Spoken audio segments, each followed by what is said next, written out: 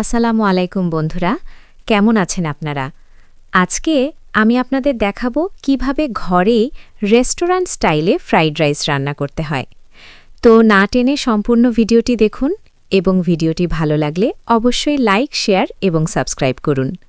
চলুন তাহলে শুরু করি আজকের রান্না। কিছুটা তেল ঢেলে গরম করে নিন। 2টো ডিম দিয়ে স্ক্যাম্বেল করে ভেজে নিই। প্রয়োজন মতো লবণ দিয়ে দিন।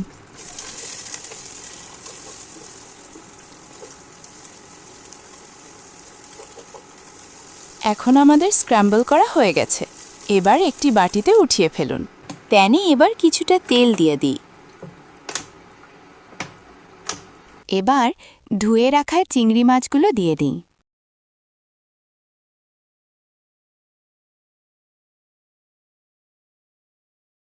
হালকা ভাজা হয়ে গেলে কেটে রাখা মাংস টুকরোগুলো ছেড়ে দিন।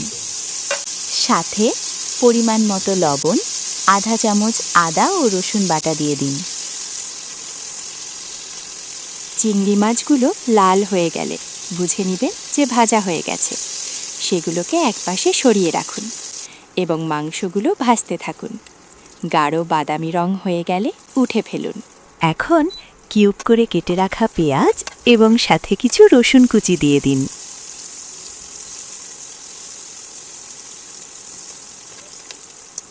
পেঁয়াজ হালকা নরম হয়ে গেলে গাজরের কুচি দিয়ে দিন। গাজর 2 মিনিট ভেজে নিন। ক্যাপসিকাম, বাঁধাকপি ও মরিচের কুচি দিয়ে দিন।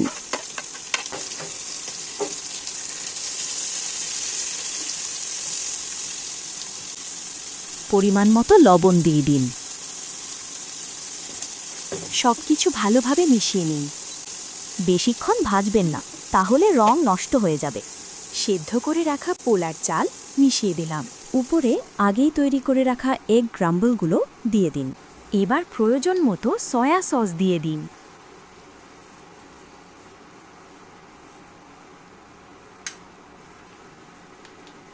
এখন দিয়ে দিন প্রাণ টমেটো কেচাপ। অবশ্যই পাউচ প্যাকেট ইউজ করবেন, এতে করে খাবারের রংটা ভালো আসবে।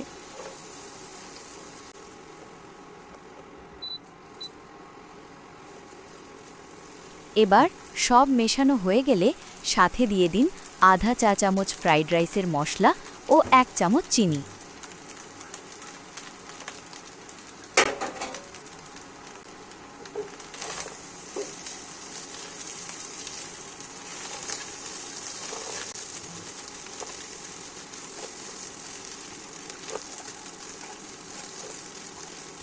চিনি মেশানো হয়ে গেলে 2 চামচ ঘি দিয়ে দিন।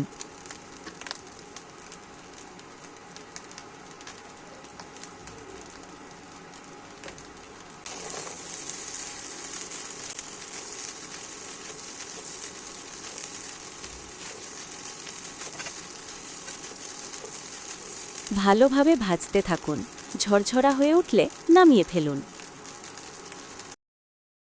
তো বন্ধুরা দেখুন, তৈরি হয়ে গেল আমাদের ফ্রাইড রাইস, যা দেখতে যেমন সুন্দর, খেতেও তেমন মজা।